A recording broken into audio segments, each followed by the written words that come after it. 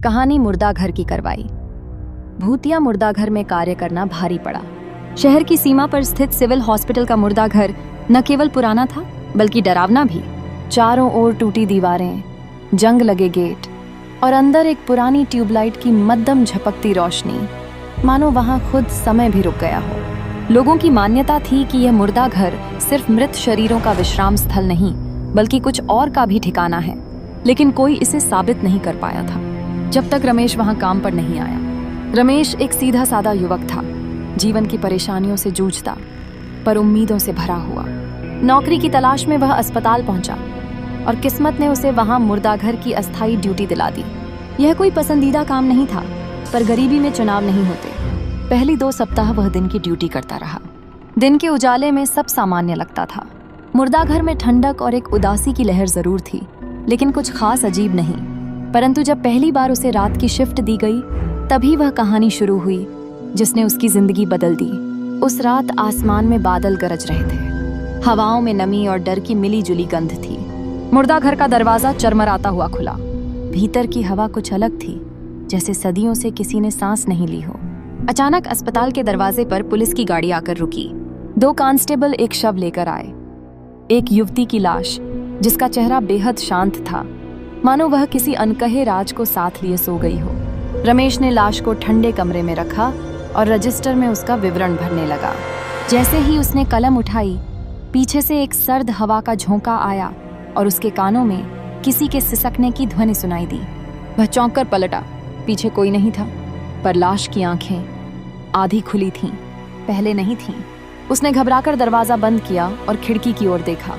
बाहर कोई परछाई तेजी से फिसलती हुई चली गई। रमेश ने खुद को समझाया, ये मेरा वहम है, थकान होगी। लेकिन यह शुरुआत थी। अगली रात रमेश को फिर बुलाया गया। उसने हिम्मत बांधी और अंदर गया। हर कोना जैसे उसे घूर रहा था। औजारों की मेज पर रखा चाकू धीरे धीरे अपनी जगह से गिरा, बिना किसी स्पर्श के। दीवार की घड़ी की सुइयां उल्टी दिशा में घूम रही थीं। और फिर दरवाजे के शीशे में उसने एक लड़की को खड़े देखा। वही लड़की जिसकी लाश कल रखी गई थी, लेकिन वह अब मुस्कुरा रही थी। रमेश चिल्लाया, कौन है वहां? लेकिन कोई जवाब नहीं मिला, सिवाय एक धीमे स्वर के जो गूंजा, मुझे इंसाफ चाहिए। तीसरी रात रमेश ड्यूटी पर नहीं जाना चाहता था, लेकिन मजबूरी उसे फिर उसी दरवाजे तक ले आई। जैसे ही वह भीतर गया, उसकी नजर सीधे खाली टेबल पर पड़ी। जहां शव होना चाहिए था, वहां कुछ भी नहीं था।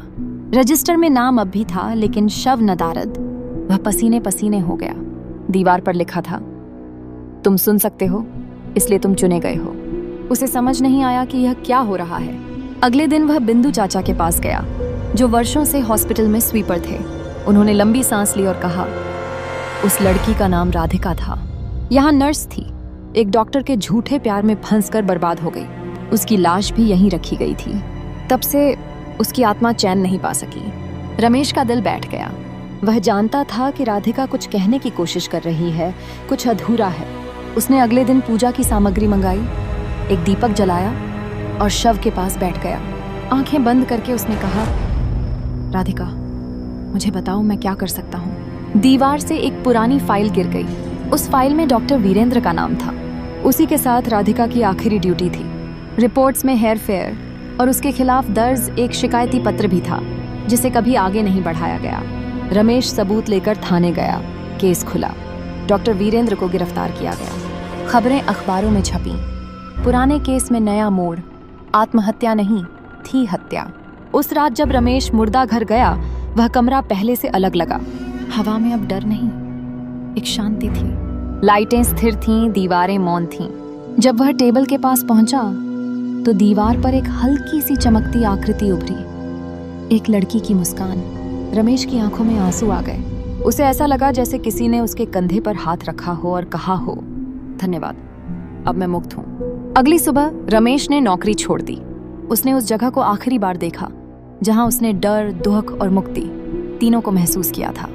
मुर्दाघर अब भी वहां है, लेकिन अब वहां कोई कार्रवाई नहीं होती, क्योंकि वह आत्मा जो वहां भटकती थी अब चिरनिद्रा में सो चुकी है।